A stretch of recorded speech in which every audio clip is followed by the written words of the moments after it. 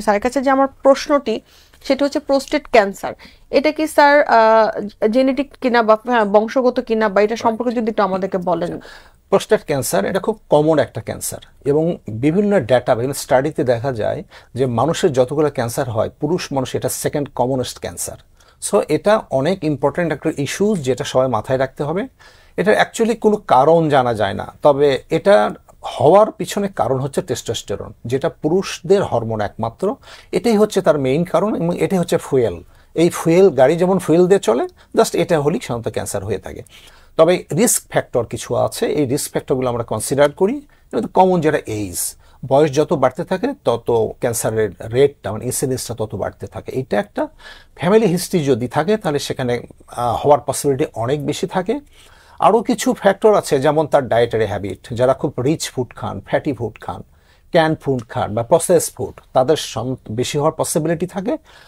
আর যারা খুব obeys person, যারা খুব যদি বাল্কি থাকে তাহলে এটা হয়। যারা একদম চুপচাপ, যারা সবসময় বসে থাকেন, কোনো এক্সারসাইজ নেই, এই সমস্ত রোগদের সাধারণত বেশি হয়ে থাকে। এক্ষেত্রে আমরা যদি আর্লি স্টেজে ধরা পড়ে বা শুরুতেই ধরা পড়ে, সেক্ষেত্রে আমরা কি ধরনের মেজারমেন্টগুলো নিয়ে থাকি? আচ্ছা, এটা যদি আর্লি শুরু পড়ে তাহলে এটা ট্রিটমেন্টটা খুব ভালো ট্রিটমেন্ট আছে। আর্লি শুরু করলে এটা দুই ধরনের ট্রিটমেন্ট আছে। একটা আমরা অপারেশন করি, এটা একেবারে রেডিক্যাল প্রস্টাটেক্টমি, অর্থাৎ যে অঙ্গেতে, অর্থাৎ যে প্রস্টেটে তার ক্যান্সার হয়েছে, এই প্রস্টেট এবং প্রস্টেটের আশেপাশে যে সমস্ত লিম্ফ নোড থাকে আমরা সমস্তগুলো অপারেশন করে ফেলে দিলে রোগী একদম কিওর হয়ে যায়। আবার বলছি, এটা খুব কিউরেবল ডিজিজ যদি আর্লি স্টেজে ধরা পড়ে। তবে এখানে আরেকটা ট্রিটমেন্ট অপশনস আছে। যদি কোনো রোগী মনে করেন যে আমি অপারেশন করব না, তাহলে সে রেডিক্যাল রেডিওথেরাপি নামে একটা ট্রিটমেন্ট আছে, এটা সে নিতে পারে। এটা নিলেও রোগী ভালো থাকে। সো আর্লি স্টেজে ধরা পড়া মানে হচ্ছে রোগীর একটা কিউরেবল ট্রিটমেন্ট পসিবল, যে কোনো ফর্মে হোক না কেন। আর যদি স্যার লেট স্টেজে, আর যদি অ্যাডভান্স স্টেজ ধরা পড়ে, লেট স্টেজে ধরা পড়ে, তাহলে যে কোনো ক্যান্সারের মতোই আমরা ট্রিটমেন্ট করে যাই, but result not like that early স্টেজের মতো। রেজাল্টটা এত ভালো হয় না, কিন্তু তারপরেও তো রোগী তার আমরা চিকিৎসা চালিয়ে যাই, এবং এখানেও যদি পারফেক্ট ওয়েতে কমপ্লিট ট্রিটমেন্ট করলে রোগী ভালো থাকে। অনেক ধরনের ট্রিটমেন্ট আছে এখানে।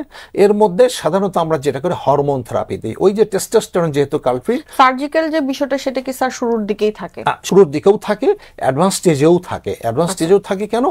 কারো যদি দেখা যায় হয়তো প্রস্রাব বন্ধ হয়ে গেল হঠাৎ করে, সেখানে আমরা হয়তো হরমোনাল অ্যাবলেশন করলাম, করার পরে রোগী বারবার রিফ্র্যাক্টরি রিটেনশন হচ্ছে, সেক্ষেত্রে হয়তো চ্যানেল টিওপি লাগতে পারে।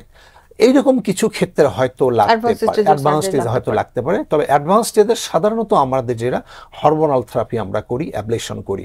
এই হরমোনাল অ্যাবলেশন সাধারণত মেডিকেল ফর্মেও করা যায়, সার্জারি ফর্মেও করা যায়।